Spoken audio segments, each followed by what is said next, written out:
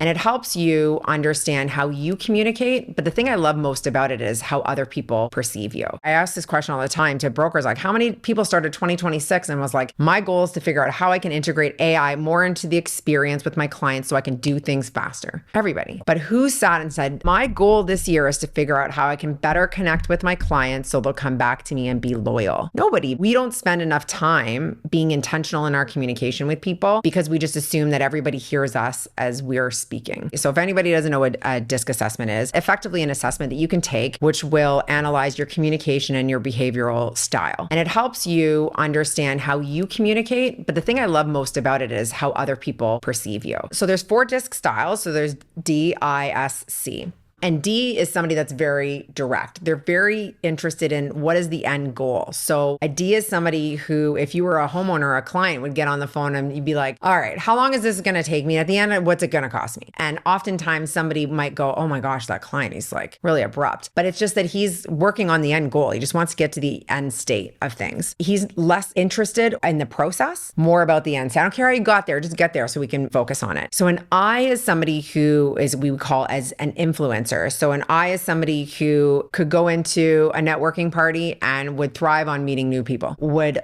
be interested to hear about the story rather than the numbers. So how did you get there and what happened to the people versus, the numbers and the facts. So, and then you have an S. So what's interesting is 2 of my sales leaders that run the East and the West are an S and I'm an I. An S is somebody who is supportive. So an S is somebody who, if you guys are all out for dinner and there's a big group and everybody's been talking, they might say, hey, you, Jason, you haven't talked yet. What do you think about that? They're interested in harmony and support with the team. So oftentimes an S is a really great leader because they're making sure the team's supported and everything's cohesive. And then a C, so this is where we really see our underwriters, our Cs. These Cs are really driven by process. In fact, the C is probably more interested on how you got there than what the actual end goal is. A C is extremely protective of their work. So if you guys all collaborated in something, and I know Jason, you're a part of C, you would double check their work to make sure their work was accurate because it's your pride to make sure that everything is accurate. You could be a mix of them, right? So you don't have to be one style. Most people are mixes of styles. And like I said, sometimes people change. I'm an I, which is an influencer. I'm very energetic. I want people to like me. I want to be your friend, but I generally don't like conflict and being direct. And so somebody that would be very direct to me, I would analyze it more. But I've also reported to a lot of CEOs. And so I learned to be direct because that's how you learn throughout your career to deal with people that are different communication styles. So the DISC style is a really great framework, but it's also, you're not boxed in a category.